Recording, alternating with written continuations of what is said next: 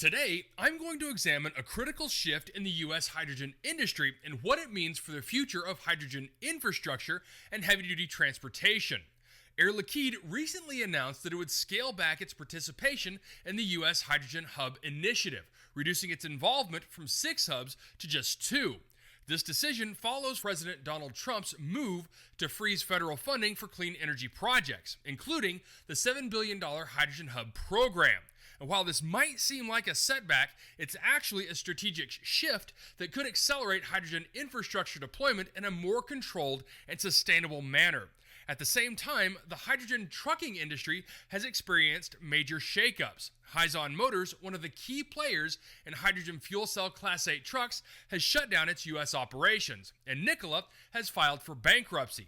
However, despite these challenges, BMW has announced the launch of its first hydrogen truck partnership with Paul Nutzfahrzeuge, showing that hydrogen-powered transportation is still progressing. And so, I'll break down why Air Liquide's new approach makes economic sense, analyze Hyzon's shutdown, and discuss why hydrogen trucking is still moving forward despite these market shifts. All of this on today's Hydrogen Podcast. So the big questions in the energy industry today are: how is hydrogen the primary driving force behind the evolution of energy? Where is capital being deployed for hydrogen projects globally? And where are the best investment opportunities for early adopters who recognize the importance of hydrogen? I will address the critical issues and give you the information you need to deploy capital. Those are the questions that will unlock the potential of hydrogen, and this podcast will give you the answers. My name is Paul Rodden, and welcome to the Hydrogen Podcast. To understand why Air Liquide's decision is a calculated move, we need to look at the economic realities of hydrogen infrastructure development. Large-scale hydrogen hubs require massive capital investment covering production, transportation, storage, and distribution networks. The original $7 billion federal hydrogen hub initiative was designed to de-risk these costs and encourage private sector participation. However, with federal support now in question, companies must take a more cautious, market-driven approach. Hydrogen production costs vary widely. Green hydrogen, produced via electrolysis from renewable energy, currently costs between $4 and $6 per kilogram. Blue hydrogen, made from natural gas with carbon capture, is more affordable, ranging from $1.50 to $2.50 per kilogram. Given these costs, it makes economic sense for companies to prioritize blue hydrogen in the near term to build out infrastructure while green technology continues to mature. McKinsey & Company's research has shown that phased deployment strategies reduce cost uncertainties by up to 30%, allowing companies to refine operations before scaling. Air Liquide's move to focus on just 2 hubs follows this model, ensuring that resources are allocated efficiently and that lessons learned can be applied to future expansions. So why these 2 hubs? Air Liquide's decision was based on cost competitiveness, industrial partnerships, and regulatory support. The 2 selected hubs are located in regions with strong natural gas resources and existing industrial hydrogen demand, making them ideal for blue hydrogen production. One of these hubs is in Baytown, Texas, where Air Liquide is partnering with ExxonMobil. ExxonMobil has already committed significant investment to low-carbon hydrogen and ammonia production, making this a low-risk, high-reward location. Texas also has a favorable regulatory environment, offering tax incentives and streamlined permitting processes that make hydrogen infrastructure deployment faster and more cost competitive. By focusing on these hubs, Air Liquide is ensuring that its investments yield long-term benefits while maintaining financial and operational flexibility. But now let's talk about Hyzon and what it means for hydrogen trucking. Hyzon Motors was once considered one of the most promising companies in the hydrogen trucking sector. The company developed fuel cell-powered Class 8 trucks and aimed to provide a zero-emission alternative to diesel-powered freight transportation. However, earlier this month, Hyzon announced that it was going to be shutting down its U.S. operations due to financial struggles, project delays, and an inability to scale production effectively. One of the main reasons for Hyzon's collapse was the challenge of transitioning from prototype development to mass production.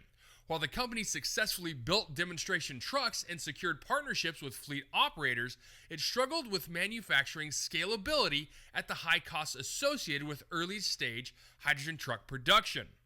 Additionally, delays in refueling infrastructure expansion made adoption more difficult, reducing near-term demand for hydrogen trucks.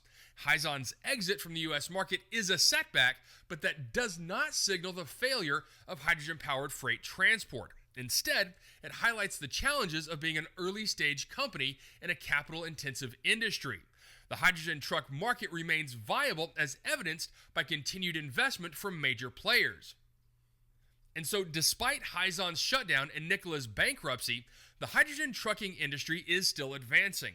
BMW recently announced the launch of its first hydrogen-powered truck in partnership with Paul Nutzfeurzeuge.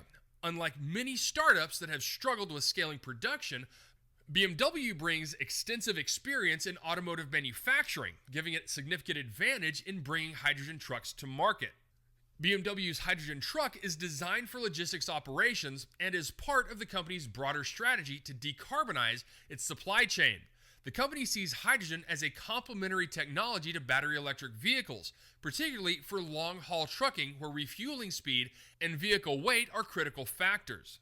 This development signals that established automakers are stepping in to drive hydrogen trucking forward, even as some startups struggle.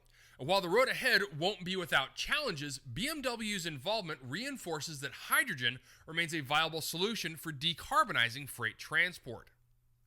In returning to Air Liquide's strategy, the decision to focus on 2 hubs instead of 6 presents several advantages.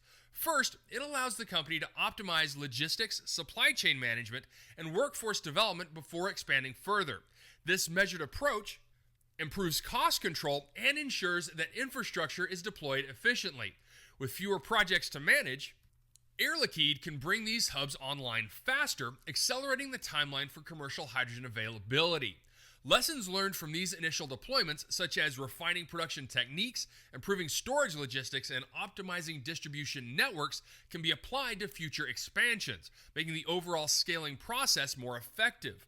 By taking a phased approach, Air Liquide is reducing risk while ensuring that its investments support long-term hydrogen adoption. This shift toward market-driven investment in hydrogen infrastructure reflects a broader industry trend. With federal funding uncertain, private sector companies must prove the commercial viability of hydrogen projects before committing to large-scale investments. Air Liquide's strategy demonstrates that a targeted, phased approach is the most effective way to develop hydrogen infrastructure.